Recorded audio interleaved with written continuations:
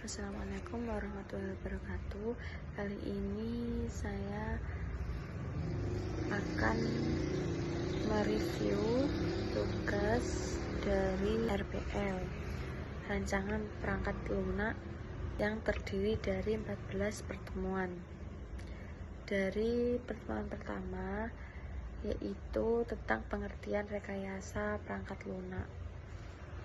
Rekayasa perangkat lunak itu sebagai disiplin ilmu yang mempelajari seluruh aspek produksi perangkat lunak, mulai dari analisis kebutuhan pengguna, perancangan, pengkodean atau coding, kemudian pengujian hingga pemeliharaan sistem. Kenapa materi ini sangat penting? Karena menjadi fondasi untuk memahami materi berikutnya. RPL tidak hanya berfokus pada pembuatan program komputer, tetapi juga mencakup manajemen proyek, pengelolaan sumber daya manusia, pengendalian biaya, dokumentasi, dan jaminan kualitas. Tujuan utama RPL adalah menghasilkan perangkat lunak yang berkualitas tinggi, memiliki biaya produksi yang efisien, dapat diselesaikan tepat waktu, mudah digunakan, dan mudah dipelihara. Kemudian pada pertemuan kedua menjelaskan tentang software, proses, dan analisis kebutuhan. Materi software proses atau proses pengembangan perangkat lunak ini adalah tahapan yang dijelaskan meliputi perencanaan, kemudian analisis spesifikasi software, kemudian desain software, implementasi, integrasi, dan maintenance. Bagaimana yang paling penting dalam materi ini adalah analisis kebutuhan. Analisis kebutuhan merupakan proses untuk memperoleh informasi, spesifikasi, dan kebutuhan pengguna yang akan menjadi dasar pembangunan sistem. Jika proses analisis dilakukan dengan tidak tepat, maka perangkat lunak yang dihasilkan berpotensi tidak sesuai dengan kebutuhan pengguna. Kesimpulannya adalah analisis kebutuhan merupakan tahapan paling kritis dalam pengembangan perangkat lunak karena seluruh proses berikutnya bergantung pada hasil analisis tersebut. Kemudian pada pertemuan 3 membahas tentang model proses perangkat lunak. Model proses pengembangan perangkat lunak seperti waterfall, kemudian V-model, spiral model, model rakitan komputer, dan model konkuren. Waterfall merupakan model yang paling sederhana dan banyak digunakan karena memiliki tahapan yang jelas dan terstruktur. Namun model ini memiliki kelemahan, yaitu sulit menerima perubahan kebutuhan ketika proyek sedang berjalan. V-model menambahkan aktivitas pengujian pada setiap tahapan pengembangan sehingga kualitas perangkat lunak lebih terjamin.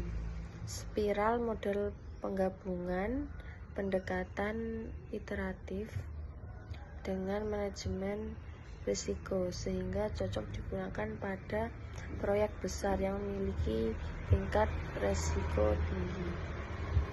Kesimpulannya adalah model proses perangkat lunak ini tidak ada model yang paling sempurna. Pemilihan model yang harus disesuaikan dengan kebutuhan proyek dan kondisi organisasi. Kemudian pada pertemuan 4 yaitu membahas tentang Agile Development Methods. Materi keempat ini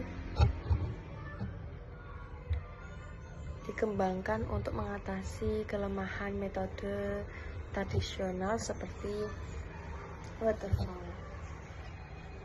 Agile menekankan fleksibilitas terhadap perubahan kebutuhan pengguna. Agile memiliki 4 nilai utama, yaitu mengutamakan individu dan interaksi, software yang berfungsi, kolaborasi dengan pelanggan,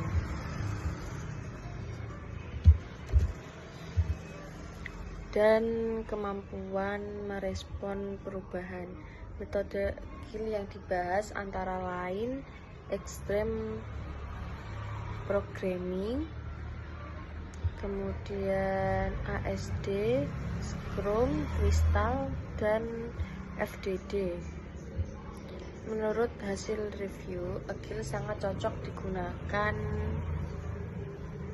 pada era modern karena kebutuhan pengguna sering berubah dan pengembangan perangkat lunak harus mampu beradaptasi dengan cepat.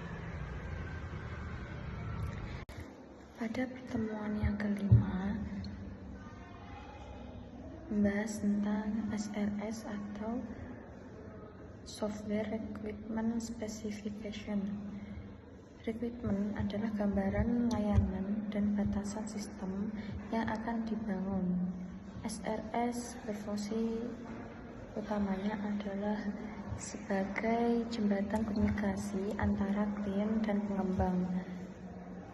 Nah, gunanya untuk memastikan keselarasan visi sejak awal secara kontraktual. SRS menjadi kesepakatan serta acuan utama dalam proses validasi produk akhir. SRS juga menjadi jembatan komunikasi antara klien dan developer yang memiliki tipe persyaratan yaitu fungsional, non-fungsional, dan domain. Fungsional adalah yang dilakukan sistem seperti layanan, fitur, dan fungsi. Sedangkan non-fungsional adalah batasan sistem seperti waktu, keandalan, standar. Dibagi menjadi persyaratan produk, organisasi, dan eksternal. Sedangkan domain berasal dari domain aplikasi spesifik. Persyaratan user ditulis dalam bahasa alami, sedangkan persyaratan sistem lebih detail dan teknis. Dokumen persyaratan mengikuti standar IEEE dengan struktur pendahuluan, deskripsi umum, persyaratan khusus, lampiran, dan indeks. Selanjutnya pada pertemuan 6 membahas tentang rekayasa sistem, yaitu sistem engineering. Sistem engineering adalah pendekatan interdisipliner yang holistik, di mana proses pengembangan melibatkan siklus hidup sistem secara menyeluruh, mulai dari ekstraksi kebutuhan pelanggan hingga tahap validasi.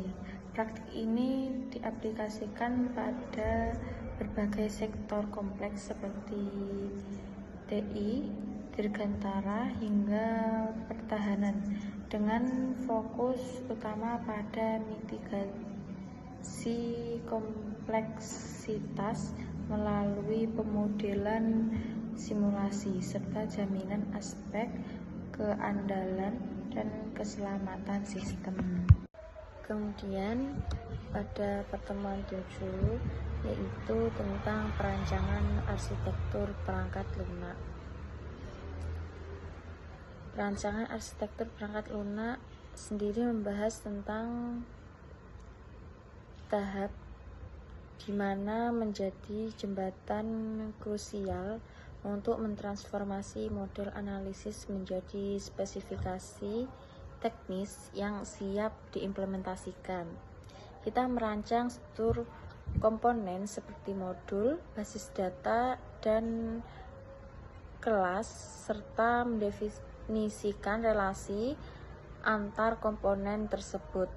Pendekatan modular yang kita terapkan di sini bertujuan untuk mereduksi kompleksitas sistem sehingga produk akhir lebih terstruktur dan maintainable. Kemudian klasifikasi arsitektur meliputi data centered, object oriented, layered, call and return, dan data flow. Proses transformasi DFD menjadi struktur chart juga dibahas di sini. Selanjutnya yaitu pertemuan 8 yang menerangkan tentang pemodelan sistem atau sistem modeling. Pemodelan adalah proses pengembangan representasi abstrak yang menyajikan sistem dari berbagai perspektif menggunakan notasi standar seperti United Modeling Language atau biasa disebut UML. Melalui pemodelan, kita dapat mengartikulasikan kebutuhan, memvalidasi desain, serta mendokumentasikan struktur sistem secara detail. Kita juga dapat meninjau sistem dari 4 dimensi utama seperti konteks, interaksi, struktur, dan perilaku dinamis sistem. Kemudian juga terdapat jenis-jenis model yang dibahas antara lain konteks model, interaction model, struktur models, kemudian behavioral models, kemudian serta robustness analisis sebagai jembatan antara analisis dan desain. Pada pertemuan 9 bahas prescriptive process models. Materi ini tentang proses pengembangan perangkat lunak yang digunakan dalam proyek profesional. Model yang dibahas meliputi waterfall, incremental, dan RAD. Waterfall menggunakan tahapan berurutan namun kurang fleksibel terhadap perubahan. Sedangkan incremental dan RAD memungkinkan pengembangan dilakukan secara bertahap sehingga sistem dapat digunakan lebih cepat. Selain itu, dibahas model evolusioner seperti prototyping dan spiral. Prototyping membantu memperjelas kebutuhan pengguna yang masih belum jelas, sedangkan spiral menggabungkan pendekatan interaktif dengan manajemen risiko. Materi ini juga mengenalkan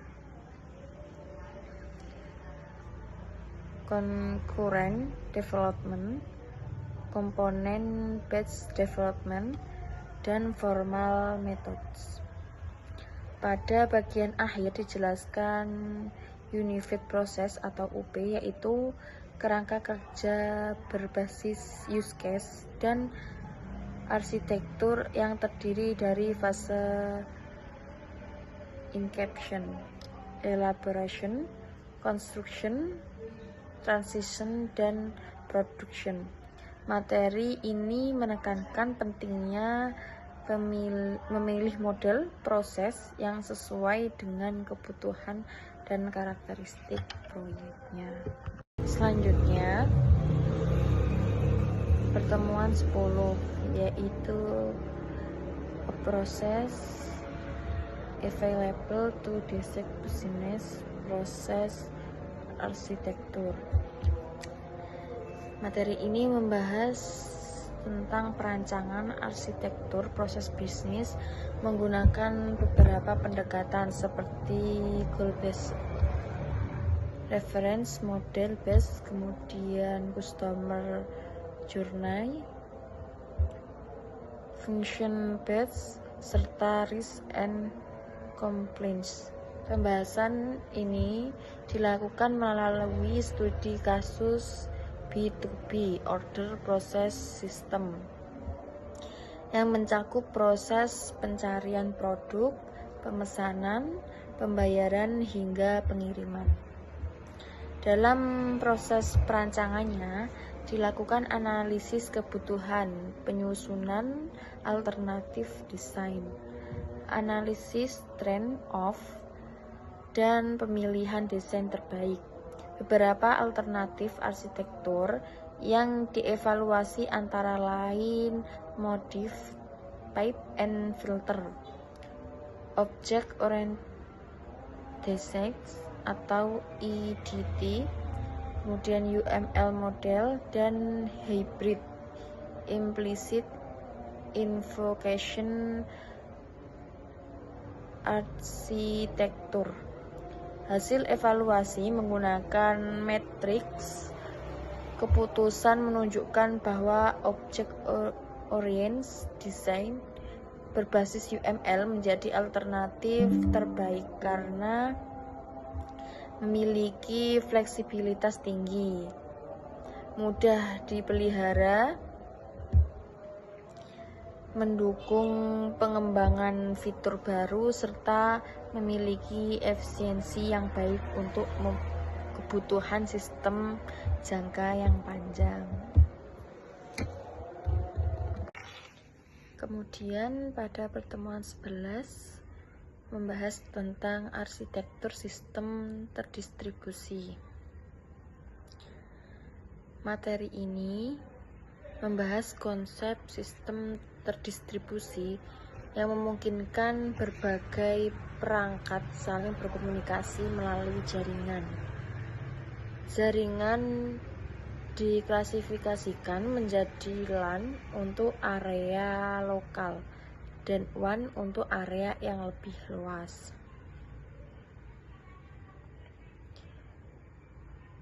Perkembangan sistem dijelaskan mulai dari mainframe, jaringan terminal, hingga jaringan publik yang mendukung komunikasi antar organisasi. Untuk menghubungkan berbagai sistem dan platform digunakan middleware yang berfungsi sebagai perantara komunikasi aplikasi. Middleware membantu menyembunyikan kompleksitas jaringan sehingga proses pertukaran data dapat berjalan lebih mudah dan transparan. Teknologi middleware yang dibahas meliputi Remote Procedure Cell atau RPC, kemudian Message Oriented Middleware atau MOM, dan Object Request Broker. Ketiga teknologi tersebut berperan penting dalam mendukung komunikasi data dan layanan pada sistem terdistribusi modern. Kemudian pada pertemuan 12 membahas tentang user interface design. Materi pertama membahas tentang user interface atau desain antarmuka pengguna. Tujuan utamanya yaitu membuat sistem yang mudah digunakan, nyaman, dan mudah dipahami oleh pengguna. Terhadap 3 prinsip utama, yaitu menempatkan pengguna sebagai pusat kendali, mengurangi bahan ingatan pengguna dan menjaga konsistensi tampilan maupun fungsi sistem. Dengan desain antarmuka yang baik, pengguna dapat menggunakan sistem dengan lebih cepat, efektif, dan minim kesalahan. Pada pertemuan ke-13 membahas tentang real-time software. Materi yang ke-13 ini membahas tentang real-time software, yaitu sistem yang harus memberikan hasil respon dalam waktu tertentu agar dapat berfungsi dengan baik. Contohnya adalah ATM, aplikasi cat atau sistem kontrol kendaraan, dan perangkat medis.